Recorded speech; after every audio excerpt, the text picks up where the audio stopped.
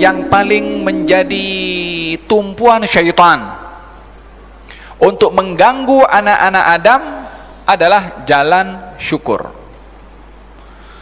Sehingga manusia jarang sekali, kecuali yang dirahmati oleh Allah, yang bersyukur. Selalunya manusia lupa daripada syukur dan sentiasa minta kepada Allah. Kalaupun diberi, tidak digunakan nikmat itu demi tujuan yang Allah berikan, demi tujuan yang Allah hendakkan daripada manusia tersebut. Dalam Al-Quranul Karim, Allah Subhanahu wa ta'ala berfirman menceritakan tentang kata-kata syaitan, yang kata-kata itu direkodkan oleh Allah dalam Al-Quran supaya kita tahu bagaimana syaitan memusuhi kepada manusia. Apa katanya? Qal fa bima aghwaytani la'aqudanna lahum siratakal mustaqim. Dengan engkau menghinakan aku, wahai Allah. Ini kata-kata yang diungkapkan oleh syaitan kepada Allah Subhanahu wa ta'ala, yang diceritakan oleh Allah dalam Al-Quran. Fabima aghwaytani, dengan engkau mencelakakan aku, wahai Allah Subhanahu wa ta'ala, la'aqudanna lahum siratakal mustaqim, saya akan duduk di jalanmu yang lurus. yakni syaitan mengatakan, saya akan duduk di jalanmu yang lurus. Jalannya siapa yang dimaksudkan? Jalannya Allah Subhanahu wa ta'ala. Siratakal mustaqim. Apakah yang dikehendaki oleh syaitan dengan duduk di jalan Allah Subhanahu wa ta'ala? Ini permusuhan antara syaitan dengan Allah Subhanahu wa ta'ala.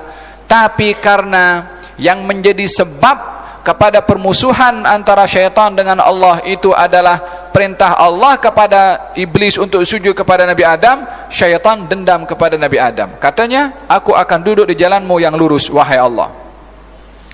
Thumma la'atiyannahum min baini aydihim. La'atiyannahum.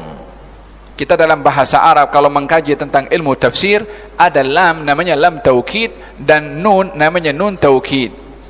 Lam pasti dan nun pasti, yang ingin menunjukkan bahwasanya yang diperkatakan itu mempunyai nilai kesungguhan dan keseriusan. Sehingga kita bila mana membaca Al-Quranul Karim tidak memahami hanya sekedar makna tanpa kita menitik beratkan tentang penggunaan lafaz.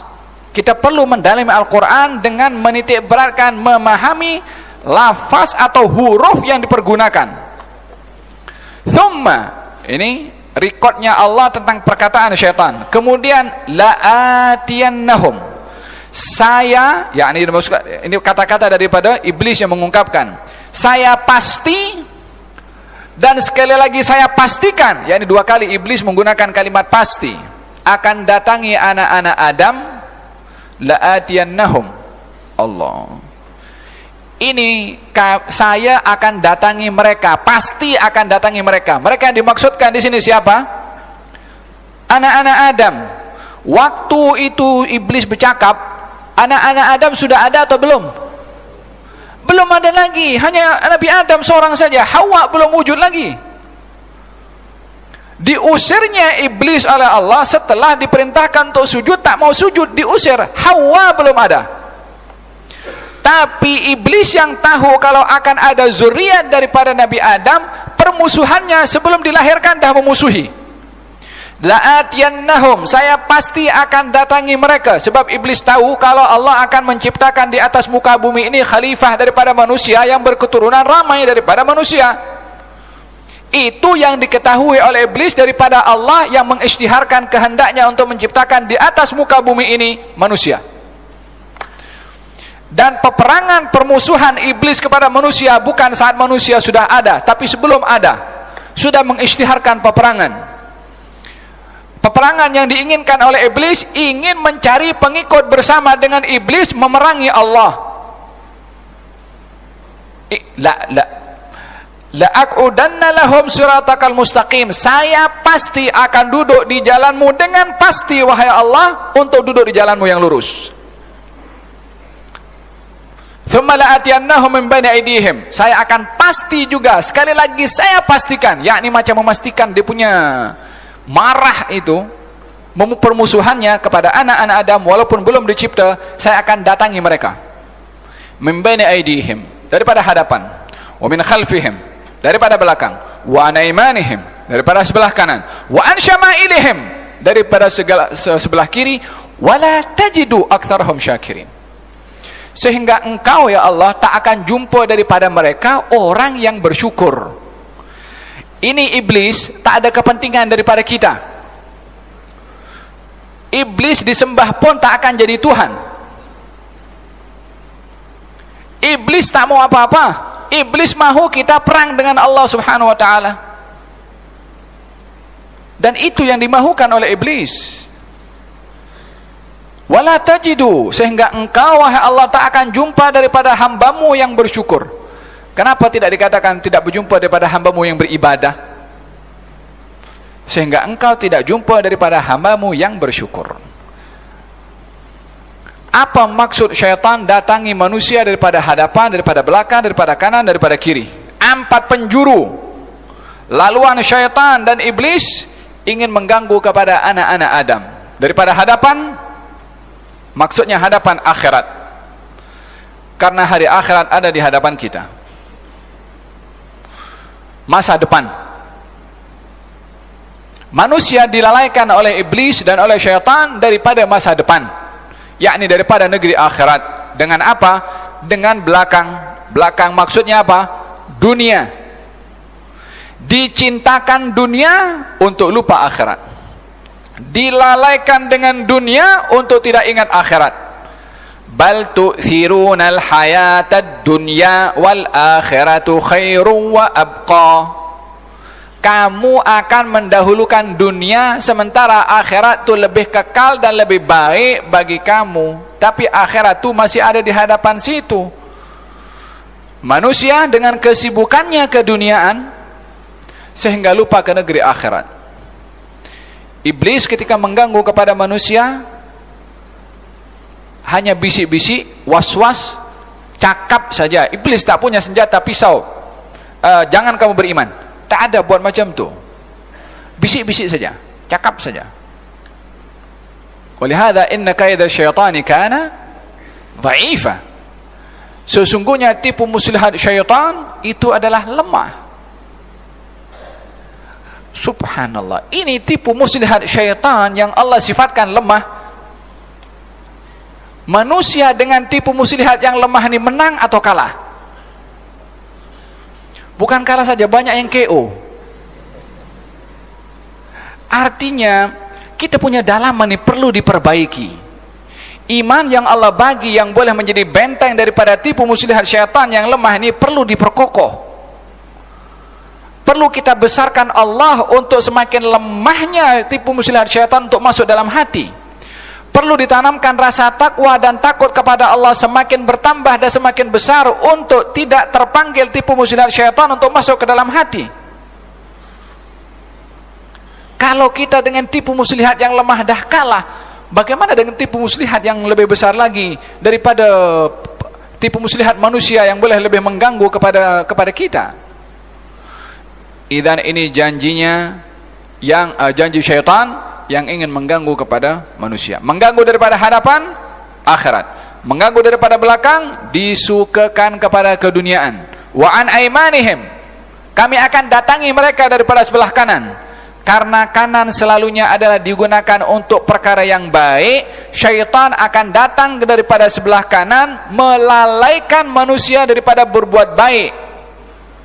Wa an syama'ilihim, daripada sebelah kiri, karena kiri selalu digunakan untuk perkara yang buruk, syaitan akan menghiasi perkara yang buruk supaya nampak indah.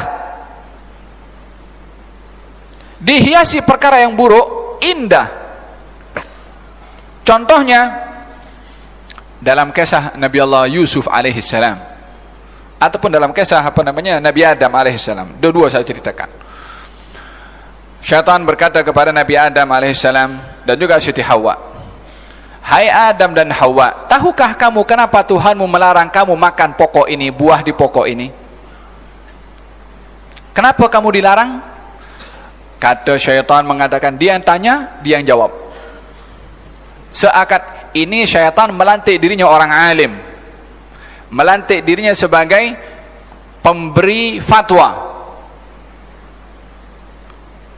Tahukah kamu kenapa kamu dilarang oleh Allah makan daripada pokok ini?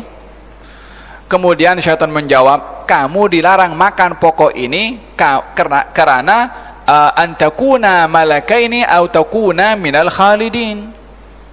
Kalau kamu makan, kamu akan menjadi malaikat atau kamu menjadi orang yang kekal di dalam surga. Kamu kalau makan ini, kamu jadi malaikat atau menjadi orang yang kekal di surga. Ayat ini menceritakan tentang firman Allah dan perkataan syaitan. Firman Allah berkata kepada Nabi Adam dan Hawa, "Wala taqraba hadhihi syajarata fatakuna minadh dhalimin." Jangan kamu hampiri, bukan makan lagi.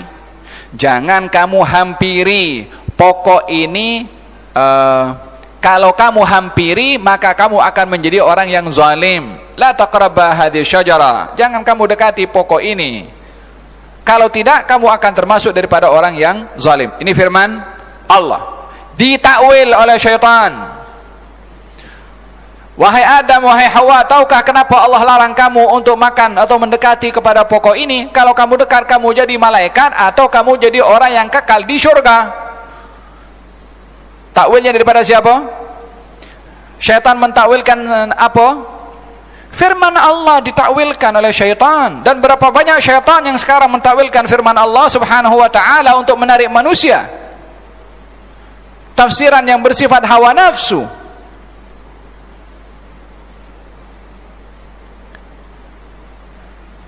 Di zaman Nabi pun banyak orang, sebahagian orang ingin menafsirkan Al-Quranul Karim ikut hawa nafsunya, tafsir syaitani. Wa qasamahuma inni lakuma laminan nasihin. Sudahlah dia mentakwilkan ayat Al-Quran, kemudian dia wallahi, kata syaitan. Syaitan pun bersumpah demi Allah subhanahu wa ta'ala. Jangan heran kalau ada orang menggunakan nama Allah tipu. Syaitan guna nama Allah untuk tipu. Wa qasamahuma, yakni syaitan bersumpah wallahi kepada siapa? Kepada Nabi Adam dan juga Siti Hawa. Inni lakuma, saya bagi kamu berdua laminan nasihin, adalah bahagian daripada pemberi nasihat. Dia pun lantik dirinya penasehat. Jadi tipu muslihatnya syaitan kepada Nabi Adam dihiasi, itu benda dilarang oleh Allah, dikemaskan nampak cantik. Sebab kamu jadi malaikat, aku tahu kamu kekal. Kamu tak percaya? Wallahi, saya ini menghendaki perkara yang baik untuk kamu, saya menasihati kepada kamu. Dimakan oleh Nabi Adam dan Siti Hawa, yang akhirnya pun juga terkeluar daripada syurga. Walaupun intinya itu semua adalah proses yang Allah kehendaki, dan intinya kenapa Allah tempatkan Adam di syurga dan Siti Hawa lepas itu dipindahkan ke bumi, nak tunjuk bagaimana musuh utama kita syaitan yang telah menggunakan tipu muslihat, penghiasan perkara mungkar dihiasi nampak cantik, yang ditunjukkan oleh Allah subhanahu wa ta'ala dengan cara syaitan mengganggu kepada Nabi Adam dan Siti Hawa, yang pada akhirnya dipindahkan ke dunia oleh Allah subhanahu wa ta'ala. Berterusan permusuhan syaitan di syurga dahulu sampai sekarang. Dan tipunya adalah menghiasi perkara yang buruk untuk nampak kemas dan cantik.